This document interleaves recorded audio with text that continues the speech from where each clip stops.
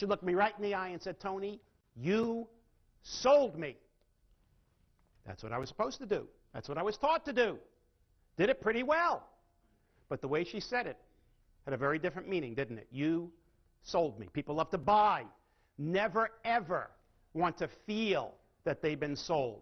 When they feel they've been sold, they feel they've been had, taken. I was taught to do. Did it pretty well. But the way she said it, advantage of. And this happened over and over and over again. After a while, I decided I could not sell the cookware anymore. I naively believed that the problems I was experiencing were not the result of the approach that I was taking, but the product I was selling. So what did I do? Instead of changing my approach, I changed my product. So I started selling mausoleums.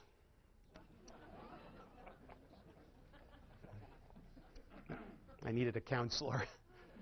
Did that for 1 year till I ran out of prospects. Sold life insurance for a year. Sold burglar and fire alarms for a year. Until I finally got it. Wasn't the products, because I was getting the same results. It was my approach. I finally realized in the early 70s that maybe, instead of changing the products, maybe I should change my approach. So I started looking for another approach to selling, an approach that made me feel good about what I was doing, made me feel proud about what I was doing, but more importantly, made my customers feel comfortable about what I was doing. Now, in 1979, all of that research led to my first book, which was called Non-Manipulative Selling. Now, over the years, I changed the title. Today, I call it Collaborative Selling. Non-manipulative selling was too difficult to pronounce, so today it's collaborative selling. But here's what I realized. In doing all my research, I realized that anybody who is in the business of getting or keeping customers. By the way, just out of curiosity, how many of you fall into that category? Your responsibility in your job is either to get and or keep customers. Can I see your hands? All right, good. So I have plenty of people in here. I realized that anybody in the business of getting and keeping customers has to go through a series of steps before they get to the ultimate position in terms of a relationship with their customers or clients. Now again, anybody in sales knows that the very first step that you have to do is to find a prospect. How many of you actually prospect? Can I see your hands? All right, how many of you actually do cold calls? Can I see your hands? How many like cold calls? A lot fewer. A lot fewer. So here's the issue. In prospecting, there's a whole series of skills that we need to develop to master appropriate, effective prospecting. I call them marketing skills. All of those things that you do to uncover prospects and eventually get in front of them. Now, when I was selling, everything was activity. You know, go out, call on as many people as you can, and through the law of averages, through percentages, you're going to get some appointments and you're going to make some sales. It wasn't working smarter necessarily, it was just simply working harder.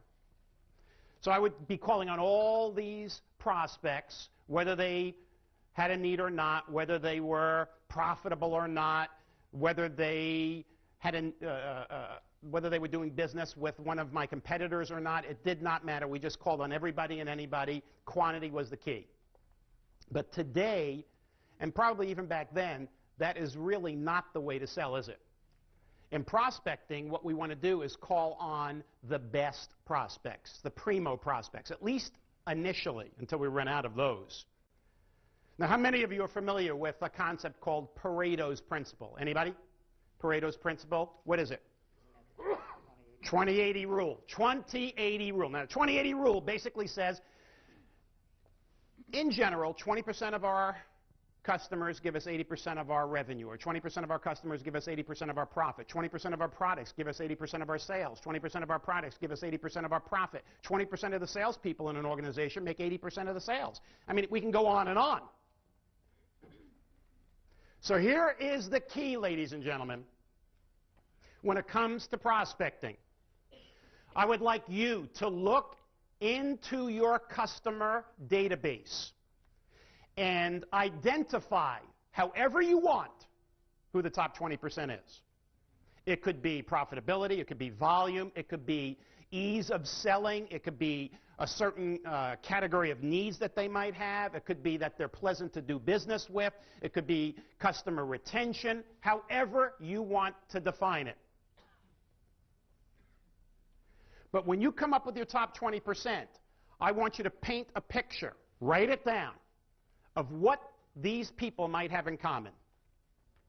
What is it about these top 20% that I could use in my prospecting efforts so that when I go out and prospect, I want to prospect initially, primarily, maybe even solely, for new prospects who fit the profile of the top 20%. Does that make sense? We want to look for new prospects who fit the profile of the top 20%. Now, by the way, the 20-80 rule works the exact opposite way, too. 20% of our customers give us 80% of our grief and aggravation. How many of you believe that? How many of you have at least one customer, at least one, that you'd rather not have? You have that? I'd like to fire that person. You know, too often, we have focused so much on increasing the number of customers we have. We have focused too much on market share, not enough on profitability. I'm in business for myself, and I learned early, thank goodness I learned early, that there is a big difference, ladies and gentlemen, big difference between gross and net. What would you rather have?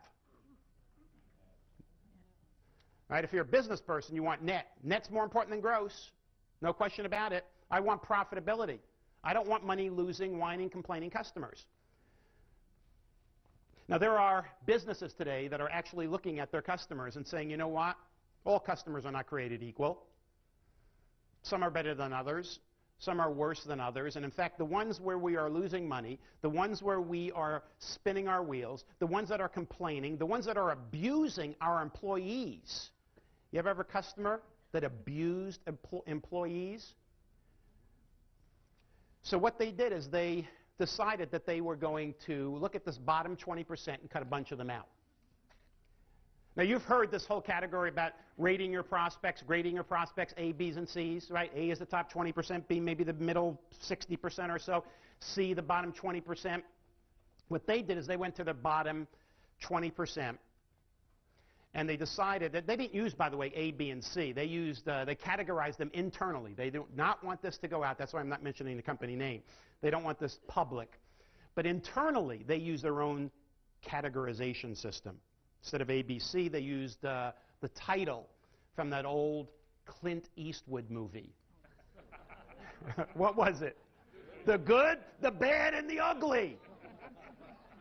The good, they wanted to keep and nurture. The bad, they wanted to keep and grow. The ugly, they wanted nothing to do with. But I'll tell you this, they didn't just go out and fire the ugly. What they did, and I think this is a great philosophy, they went to the people who were money-losing, whining, complaining customers, and they gave them the opportunity to change. To change to make it a win-win. To change to make it profitable. To change so that they would move up into the B category. Those that refused, they fired. They removed discounts. They made it difficult. In fact, they made it so difficult for these customers that many of the customers simply quit. But the ones that they fired, talk about that was a great financial strategy, but talk about a great competitive strategy. When they fired the customers, they gave them the name and phone number of their biggest competitor. Hey, keep them busy with these people. But the key here, ladies and gentlemen, you want to make more sales, you want to make more profit, you want to have better customer retention, find better prospects. That's where it begins. Now, once we have a prospect and we have approached the prospect, we go into the next stair. And the next stair is the actual face-to-face selling process. Now, I have been a sales trainer.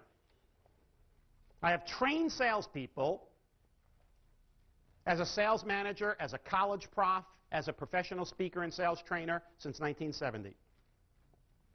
And I will tell you, when it really comes to face-to-face selling, there are only 3 steps. We could tell you there's 7, there's 12, there's, whatever, but there really are only 3 in face-to-face selling. Step number 1, needs analysis. A needs analysis, finding out problems and opportunities on the part of the customer.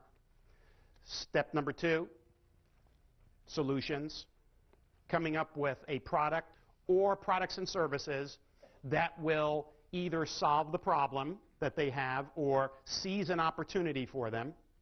See, all customer needs pretty much fall into one of 2 categories. And as you're doing your information gathering, please remember this, very simple. You're looking in a needs analysis. Number 1, problems that you can help them solve. Number 2, opportunities that you can help them seize. Simple as that. All information you gather, a problem or an opportunity. Third step, what is it? Pretty obvious. We have the needs, we have the solutions, closing. Closing, or getting commitment and implementation. Closing is really a 2-step process, and that is commitment and implementation. And I'll tell you, one without the other, no good. Now you may say, hey, if I get implementation, that's great. I don't need commitment. Well, implementation without commitment leads to buyer's remorse. We don't want that. How about commitment without implementation? Hey, Dana, I love your product, I love you, I love the company, and I'm going to buy someday. You ever have that? We need both. So basically, it's needs analysis, solution, and closure. And by the way, I believe selling is incredibly easy. Making a sale, one of the easiest things you can do. Now, not everybody agrees with me, but I'll tell you this. Here's how easy it is to make sales. All you have to do, overpromise, underdeliver. How many sales can you make? A lot of sales. How many second-time sales to the same person? Probably none. Which now brings us to the third of 4 stairs, and that is repeat customers. You want to get a repeat customer? It's better, instead of overpromising and underdelivering, to do what? Underpromise and overdeliver. That's what you want to do. Here, in building repeat customers, what we do is we rely on a set of service skills. And I can simplify this. You want repeat customers? Consistently exceed their expectations. How many of you have heard that? You have to exceed the customer's expectations? You've heard that? Well, let me tell you a problem. In order to do that consistently and effectively, there are 3 things you have to do first. Number 1, identify what those expectations are. Customer by customer by customer. Different customers have different expectations. Would you agree? Number 2, manage it. Sometimes customers have unrealistically high or low expectations.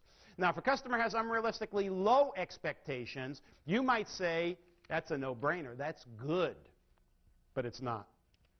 And why is it not good when a customer has too low expectations? Because anybody can meet them. Lower cost, lower quality competitors can meet low expectations. We don't want low expectations. We want them high enough that our competitors can't hit them, but low enough that we can, which means sometimes customers have unrealistically high expectations. And as good as you might be, as many hoops as you jump through, if they have unrealistically high expectations, you cannot meet them. Have you ever run into an experience where a customer had unrealistic expectations? We want to monitor how well we're doing on an ongoing basis. You ever think about how a guided missile works? Do you realize that a guided missile, one of these super smart missiles, are never on target until they hit the target? If you watch what it does, it's constantly going like this. It's constantly correcting, immediate feedback, correcting until it hits its target. And what we need to do is constantly be monitoring how well we're doing with our customers. Make it easy for customers. Make it non-threatening for customers to tell you when they have a problem, a complaint, a concern, because I think it is an incredible disservice when a customer has a problem and they don't tell you, because they never give you the opportunity to correct it, make it good, to keep them in the fold. I use an analogy here of a red phone. I worked with a company many years ago, fast food chain. They were having a lot of customer complaints, and it wasn't getting resolved. The president got disgusted with it and decided, I'm going to solve it myself. He put a telephone on the counter of every single fast food restaurant. Telephone didn't even have buttons on it, one of these super secret telephones. And it said on a big sign above the telephone, dear customer, if you have a problem at this restaurant that is not resolved to your satisfaction, please pick up the phone. It will ring on the desk of the president, and the president will resolve your problem. So he installs all these phones all over the southeast in his restaurants. Doesn't get a single phone call for 2 weeks. He thinks that the phone company made a mistake in the installation. And he found out that that wasn't the case. Here's what he did find out. Here's why he wasn't getting any calls. You're the manager of the restaurant, and a customer is reaching for the phone. They were jumping over the counter to solve the customer's problem so they would not pick up that phone. So we want to identify, manage, and monitor expectations, and if we do that, we will consistently exceed them. And when you exceed a customer's expectations, you create a moment of magic. When you fall short, a moment of misery. Now, a lot of people, if they could get up to that third step, they would say, I have made it. That's repeat business. That's referrals. But I think that there is a higher step. And that step is called apostle. An apostle. What is an apostle? We don't have many apostles, I'll tell you that. In our customer base, there's not a lot, but I'll bet just about everybody has at least one. An apostle is a raving fan, a business advocate, somebody who is out there in the marketplace preaching the gospel for you. Incredible word of mouth. They're like an unpaid salesperson who is helping you. Now, you don't have to ask them for referrals. What do? They send it to you. How many of you have at least one apostle that you can identify just like this? One apostle. And what value would you put on apostles? Priceless. Priceless. You build apostles through your relationship skills. One to one, one at a time, a lot of attention, a lot of nurturing. Now I'm going to show you a strategy that you can create more apostles. Before I show you the strategy, let me ask you this.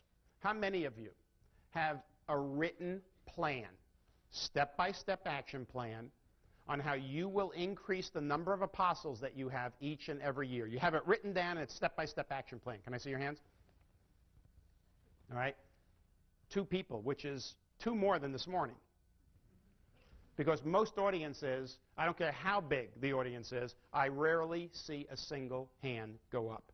And the reason is, we know apostles are priceless. We love apostles. We wish we had more of them. And we just think that they happen. They either happen or they don't. You can create apostles.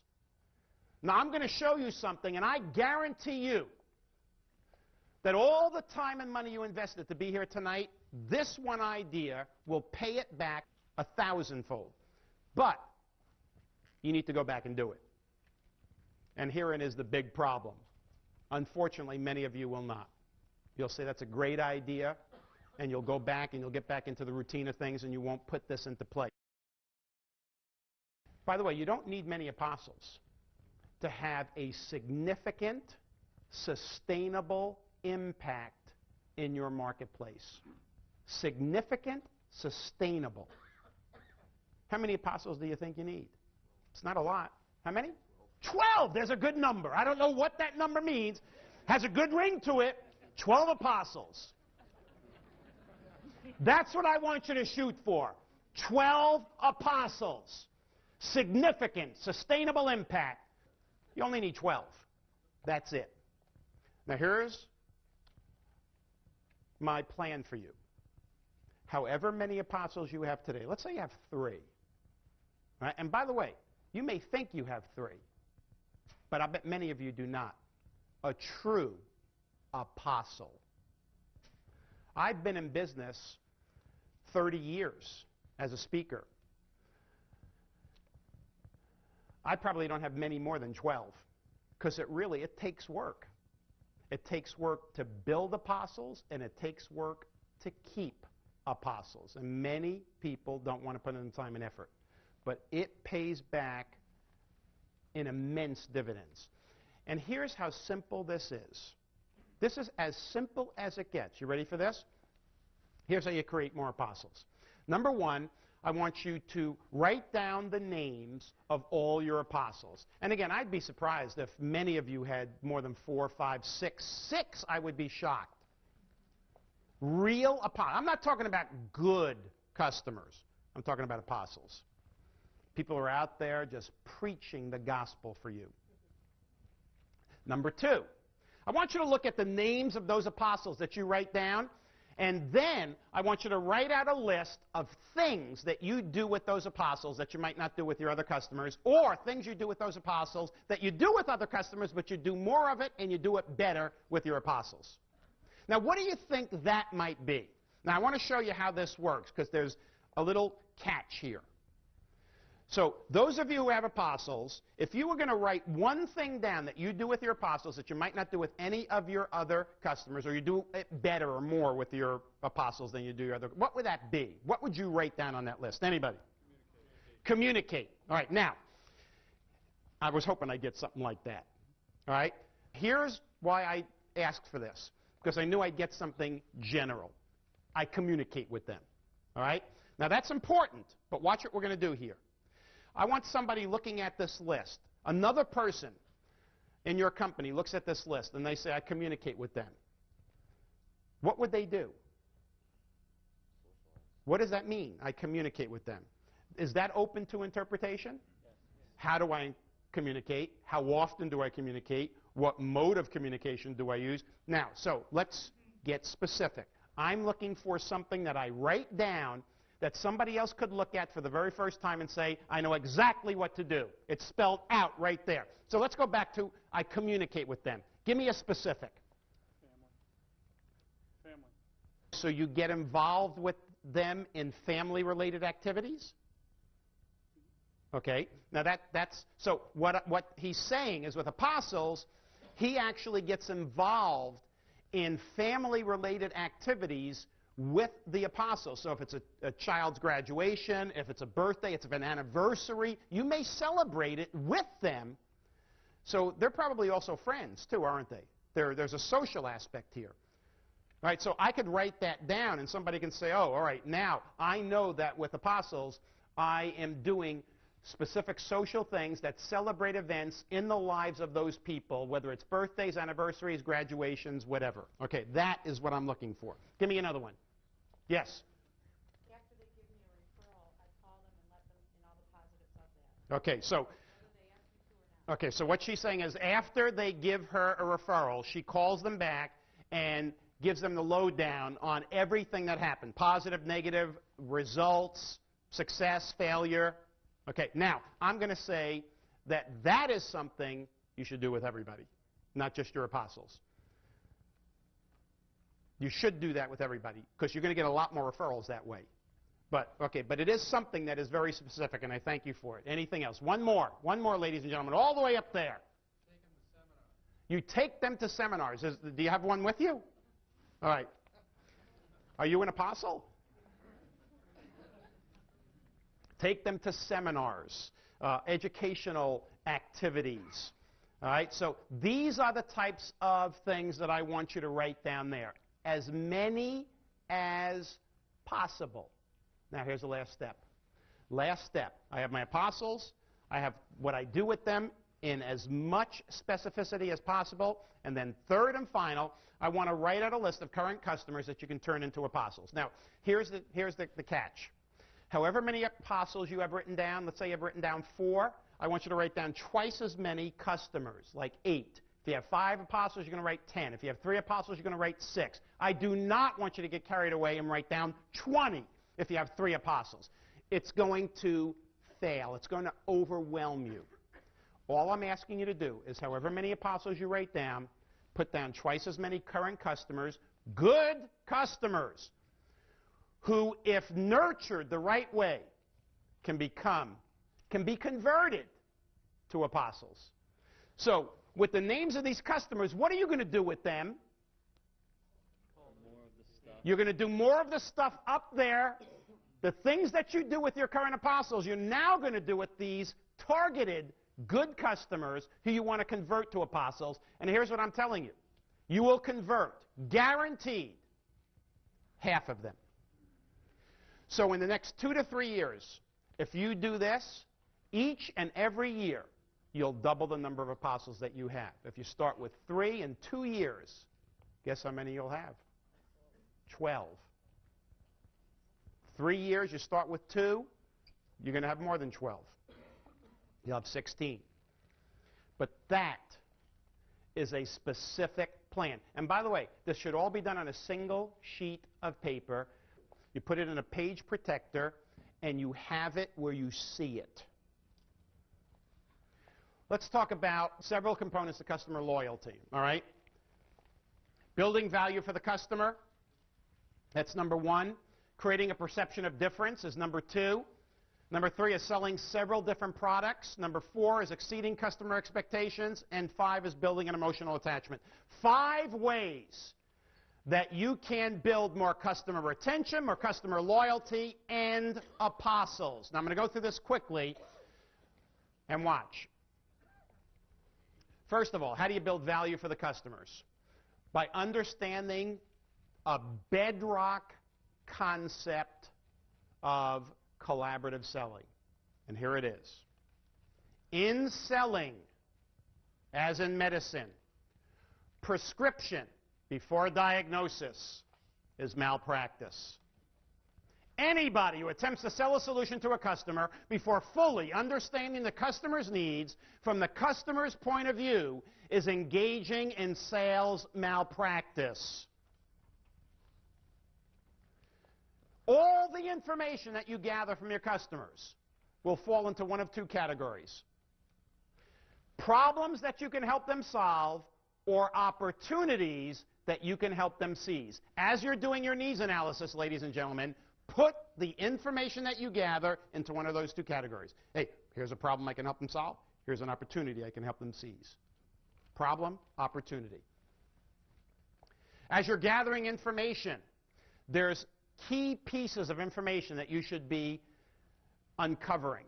What is the customer doing now, and what should they or could they be doing? The difference between what they should be doing and what they currently do is called the need gap. Crucial aspect in selling, crucial concept, the need gap. If what they're doing now and what they think they should be doing are pretty close to each other, very small need gaps, very small need gap, what's the likelihood they're going to take action?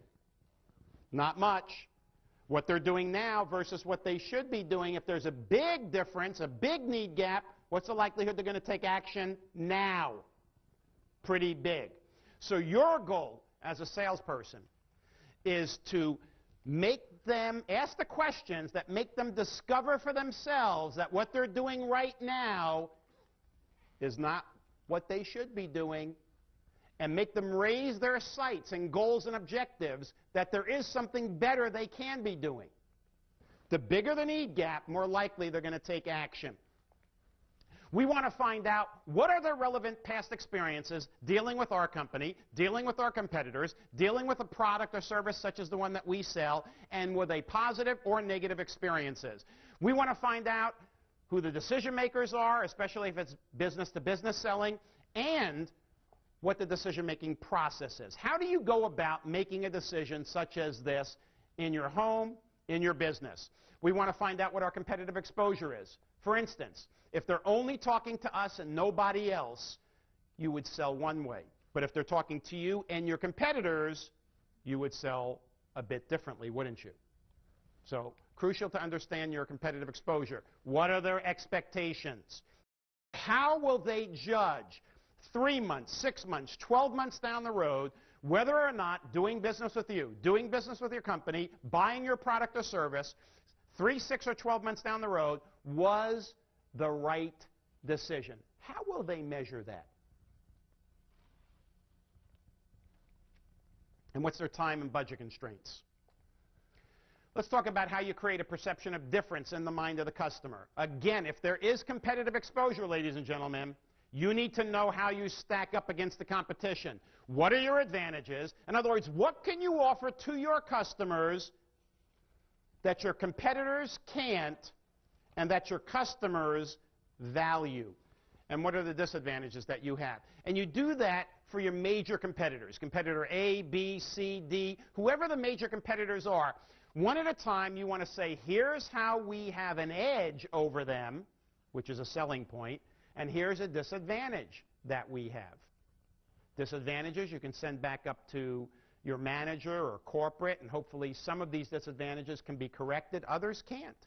Sometimes you have what we may call a systemic disadvantage. It cannot be changed. For instance, your major competitor has been in business 20 years. Your company has only been in business 3 years.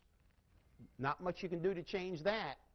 But there are ways that we can twist a perceived disadvantage into an advantage. And you can learn from a defense attorney on this one. Whenever an attorney is defending somebody who has something in their background that might negatively affect the way a jury looks at this person, what would a good defense attorney do? Wait for the prosecutor to bring it up? No, not at all. They bring it up, because if you bring it up in the best possible light. So if the competitor has 20 years, you have 3 years, you don't wait. You bring it up. One of the advantages that we bring to the table is that we are a new company. We're a new company, but we have a lot of experience with our top execs. But a company that is built on new technology, new platform, fresh ideas, as opposed to some of the other companies who have been around seemingly forever, and they're kind of stuck in an old mentality. We never mention company names, but we bring up and we put a positive spin on it. Now, what about products bought from you? What we need to do, ladies and gentlemen, is cross-sell as many products and services as possible. And here's why. The more products a person buys from you, the less likely they will take their business elsewhere. Here's a rule of thumb. Anybody in here from a bank? Anybody from bank, savings and loan, all right, credit union? Here's an interesting thing that we learned many, many years ago. When a customer buys only a single product from the bank, checking, savings, loan, credit card, whatever it is, only one product, there's a 50% chance that within 12 months they'll take their business elsewhere. But if you can sell them two different products, instead of a 50% chance of losing the customer, it drops to 10%. 3 products, 5%. 4 products, 3%. So the more products you sell, it's almost like putting golden handcuffs on the customer. It's harder for them to get out the more products they have. So not only do you make more money, more profit by selling more products, but you actually create more customer retention. I believe that what we need to do is, if you want to create apostles, you want to create long-term loyal customers, you must create an emotional attachment. People do business with people they like. You will pay more money to do business with somebody that you like and trust. Even though you can get it elsewhere cheaper, you will actually pay a little bit more to deal with somebody you like and trust. How many of you feel that you actually do that? There's value in the relationship. So what I'm asking you to do is simply, number one, increase the quantity of communication that you have with your customers. I believe the buyer-seller relationship is not unlike a marriage, in that the more communication, the stronger the bond, The less communication, the weaker the bond. That was borne out by a survey where they asked recently divorced couples. A divorced couple is almost like a customer saying, I'm not going to do business with you anymore.